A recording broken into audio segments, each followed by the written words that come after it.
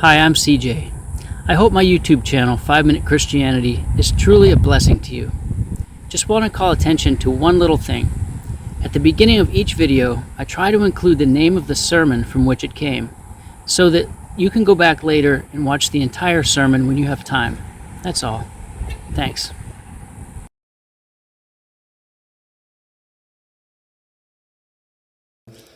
Satan and the demons will be sent to the lake of fire forever.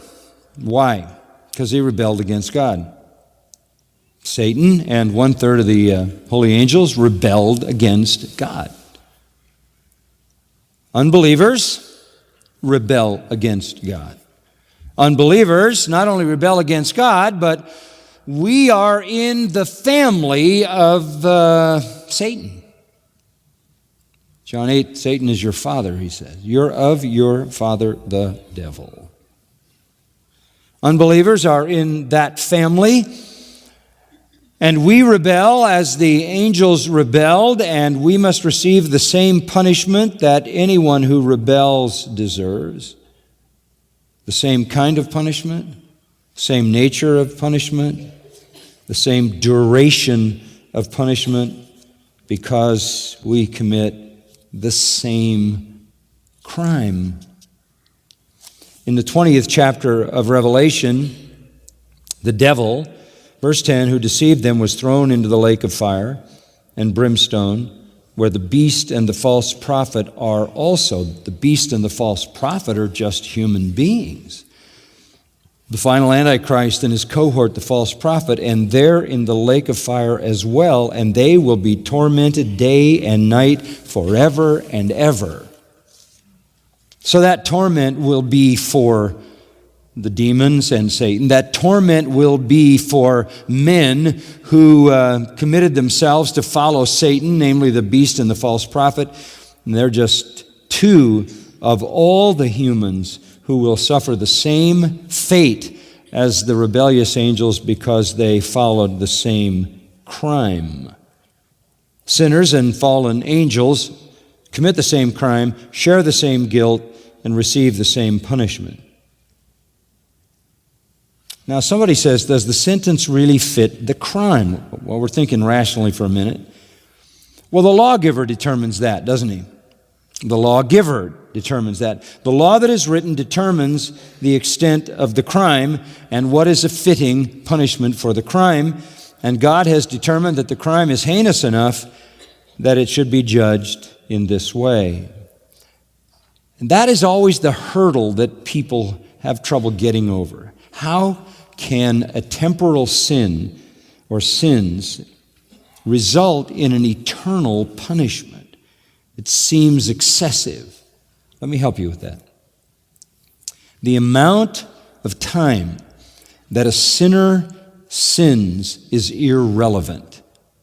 If a sinner dies at 15 years old, 35, or 110, the amount of time a sinner sins is irrelevant. Crimes against the infinitely holy and exalted God are infinitely wicked, and the punishment fits the crime. Infinite crimes against an infinite God deserve an infinite punishment. And here's the key. Sinners who go to hell never repent. They never repent. They continue to rebel. Every description of hell indicates to us that it is, listen carefully, it is not a remedial experience.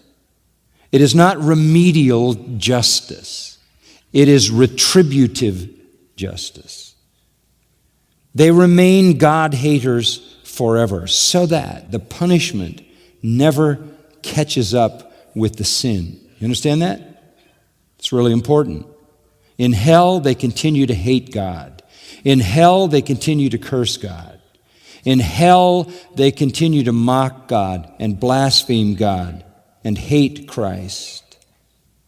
So the punishment never catches up to the sin.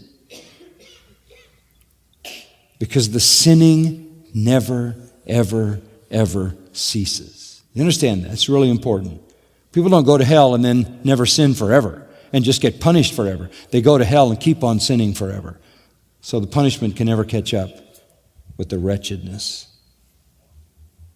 That is why the Bible in Mark 3 describes this as eternal sin. As eternal sin. Let me tell you something. I believe that sinners are more sinful in hell than they were on earth. Because their sin on earth is mitigated to some degree. Necessarily mitigated. Everybody can't be as wicked as he would choose to be here. Because there are consequences. There are restraints. There are expectations. But in hell, there are none. Everybody is as evil as he can be. In Jude 7, it says that they undergo a punishment of eternal fire. And this judgment, according to verse 15, is on the ungodly for all their ungodly deeds, which they've done in an ungodly way, and all the harsh things the ungodly sinners have spoken against him. The word ungodly is used repeatedly there, and when they get to hell, they're just as ungodly as they ever were. In fact, more so in that environment without constraint. They continue to be punished because they continue everlastingly their rebellion.